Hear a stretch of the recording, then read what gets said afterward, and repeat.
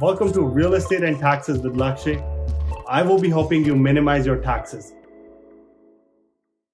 Good afternoon, everyone. Today we're going to be talking about tax planning tips for freelancers and contractors. So without further ado, let's get started. So first of all, today's agenda is we're going to be talking about how do we define a freelancer, the common tax deductions that you can use, the HST GST registration, the importance of incorporating, followed by life insurance, then maternity leave planning, as well as conclusion. So self-employed person test. So what do we mean by a self-employed person? We have to check four things. First of all is who has control over the work, who owns the equipment, is it the employer or the employee, who bears the financial risk, investment and management risk, or profit and loss risk, and who does the work in terms of hiring. If all of these things are done by you, then you will be considered a self-employed individual. But if any of these criteria is not met, then that means you may be qualified as an employee rather than a self-employed contractor by the CRA. So make sure whenever you are doing, doing this, get a ruling from the CRA before getting started, because otherwise, if CRA decides that you are an employee and not a subcontractor, you might be penalized and you have to pay back taxes on a lot of different things. So just right off the bat, get this sorted. The second thing that a freelancer and employee needs to compare is, if you are an employee, you'll be getting a T4 slip, and every paycheck, you will not be getting 100% of your paycheck. You'll only be getting the gross minus the deductions like CPP, EI, income taxes to your account. Such as, for example, if you made 2,500, you're not going to be getting 2,500. You will be getting, let's say, 2,100 and change, and the remainder goes to CRA for the deductions.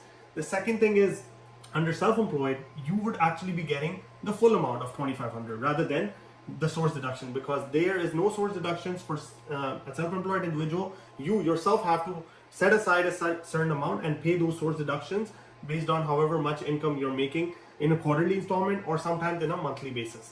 So one of the other cool part about being able to be self-employed is you can write off expenses. You can write off different types of business-related expenses against your income, and this way pay lower taxes than what you would have paid otherwise if you were, fully under this T4 or employee model.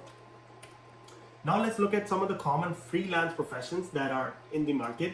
These include photography, video editing, ride-hailing services like Uber, Skip the Dishes, IT consulting on project basis, as well as social media management. So these are some common freelance. There's also other ones like realtors, if you're doing it part-time, or mortgage agents if they're doing it part-time. These can also be considered as self-employed individuals, and you can basically apply the same principles in those professions as well. What are some of the list of deductible expenses that you can use to reduce your taxes? Well, this is my favorite one. You need to basically keep track of all of the expenses related to car expenses, laptop equipment, microphones, software subscriptions. If you're doing marketing through website, print, and digital, keep track of those, because those are all deductible as well. If you're using your cell phone, mobile, internet at your home, those also become partially deductible. Home office is based on percentage of square footage used in your home. Any travel that you do or any meals and entertainment with your clients, that can also be a great deduction to reduce your taxes. What are some of the checklist of some deductions that a freelancer can be eligible for? Well, there's a few ones that specifically apply for freelancers. This is related to car mileage. So for example, if you're doing social media editing, or if you're doing video virtual tours, you basically drive from one place to another in your car in order to perform the job. Keep a car mileage log, because that's going to help you reduce your taxes at the end of the year. So other things like travel costs is something that you should also be keeping track of. Health insurance premium is a great one that you can start using, because self-employed individuals don't have insurance under their name. Usually employers, if you were working under the employee, you would have had employment insurance, which would cover your prescription drugs, but under self-employed there is none. So I'm going to be shedding some light on how health insurance premiums can help you reduce some taxes. Home office expenses, again, your internet costs, your property tax bill, your management costs, all of these can be totaled up and prorated based on the square footage of your home. Basically, square footage of your office divided by your total square footage of your home will give you a good percentage that you can use against these common expenses and apply it against your taxes. One of the things that I've noticed is HST and GST registration that self-employed individuals are unaware of. In Canada, whenever you cross $30,000 mark, you need to start collecting HST. So let's assume for the first $30,000, you only need to charge $500. But after that, you'll be charging $500 plus $65, which is 13% Ontario sales tax, harmonized sales tax. So $565 would be total collection. that 65 can be offset against expenses that the collection can be offset against the ITCs, which is input tax credits that you have paid amongst other expenses. So you can write off the expenses against the 65 of HST, and that will help you reduce the total HST liability that you have. Remember, even from the ITCs aspect, you can only write off HST that is paid on those expenses, not the full expenses. The full expense will still be offset against on your personal income taxes. Now, you must be wondering, how do we, overall reduce the tax liability if we are freelancer? Well, the first one I would want to highlight is setting up corporation. If you are self-employed, and you're operating under your personal name, as you make more money, you pay more taxes. There's a chart on the screen now that shows that you can pay up until roughly 50% in taxes if you're operating under your personal name, starting from 20% as the bare minimum. So how can we avoid this? Well, setting up a corporation can certainly reduce your taxes. How? Because it's $500,000 of income in corporation gets only taxed at 12.2% flat. There's no increasing scale that you have to worry about. So this is a great way to save on some taxes. The second most important thing that you need to look at is the tax and legal liability protection.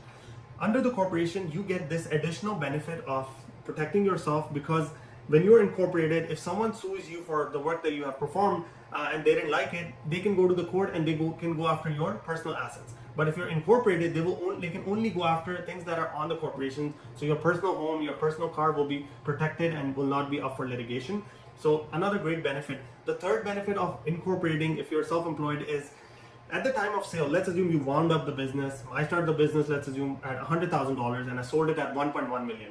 That means I have $1 million of capital gain. That capital gain I would have to pay 50% taxes on. But if I'm incorporated, I can technically sell the entire business and there will be zero taxes, because under the lifetime capital gains exemption, I have the ability to basically write off up until $1 million of first $1 million of capital gain and not pay any taxes on it. So great advice there too. The second one you want to look at is insurance. Get yourself the right insurance. Most of the people are employed and they are basically getting insured by the employer. Employer takes a deduction from your paycheck and then contributes towards the insurance policy. But when you're self-employed, your prescription drugs, your eyeglasses, your dentist stuff is not really covered. So what you can do is you can get a personal health savings account open with your financial advisor and then write off those premium against your income. Not only will it help you reduce your taxes, but it will also help you cover your family and mitigate some of the risk. Another one you should be looking at is disability insurance. So because a lot of it, when you're self-employed, is riding on you specifically about your family, your mortgage, your bills, disability insurance is a great way to protect you and your family, because if let's assume you're not working for 6 months, that will pay your salary for up until a certain percentage and basically cover you for certain time until you can go back up and start performing the job again. So again, look into these two criteria, these two insurance policies, because it will help you write off some of the taxes as well as mitigate risk for you and your family. The last one I wanted to talk about when it comes to planning for self-employed is maternity leave. People think when they're employed, there's a deduction going on towards employment insurance, which is EI. But when you're self-employed, you cannot pay yourself EI deduction. So there's no way to protect and get maternity leave when the time comes. So what I advise people is 12 months in advance, go on Service Canada account and open an account. This will basically help you start contributing on a monthly basis. And the premium for 2024 is roughly $1,000. And for that $1,000 for 2024, you'll be getting $668 when the time comes on a weekly basis for maternity leave. So again, a great way to protect yourself. When you're on maternity leave, you cannot work basically. So for 40 weeks, EI model allows you to get $668 in benefit, but you have to make sure that all of this setup needs to be done before you become pregnant or you apply for this benefit. Otherwise, you will not be getting anything in EI maternity leave benefits. So in conclusion, what I want to tell you guys is invest in a small accounting software. Make a proper documentation of all of your lunches, all of your business expenses, gas, travel, all of those things need to be there. A lot of times people think the business credit card statement is enough. They can just print that out and send it to CRA in case of an audit. The answer is no. CRA can only accept physical receipts of those expenses that you have made. So in order to keep track of those expenses, I suggest people creating an invoices@gmo.com email. And take a picture of a receipt, send it to that email. You don't ever have to open that email, but if ever there was an audit, you can go back to it and you can go there and there'll be all the receipts in a order, and all of that order you will be able to print it out and provide it to the CRA. They're basically in chronological order with date and timestamp, so that's a great way to protect yourself. The second thing I want to suggest is making quarterly tax payments. A lot of people wait till the end of the year to calculate the income and expenses and then file taxes. But in the self-employed model, you need to make quarterly tax installments, because otherwise you'll be charged interest and penalties. CRA wants you to pay installments of taxes rather than paying it at the end. Otherwise, the penalties is significant. If you were employed, your employer is doing it on a monthly basis. So quarterly is something that is definitely doable. The other thing you should be aware of is penalties. Your tax filing deadline is actually June 15th. Although it is not like other people, which is April 30th for employees, you have the additional time. But if you have a tax outstanding, you still need to pay by April 30th. Otherwise, you'll be charged 5% on outstanding taxes plus 1% of each month that you don't pay your taxes. So try to plan in advance and make those installments, make those tax payments on time. Otherwise, the interest is significant. Last thing I want to leave you out with is retirement planning. You as a self-employed individual, you are contributing to CPP, which is Canada Pension Plan. But at the time of retirement, it's not going to be enough. So sit with your financial advisor, talk about retirement planning, because otherwise your retirement funds will be significantly underfunded. So make sure to sit with your financial advisor and work this out. Otherwise, your retirement plan will be significantly underfunded. Thank you and have a good day. And we'll see you next week on more topics on real estate and taxes at 2 p.m. every Tuesday. Thanks and have a good day.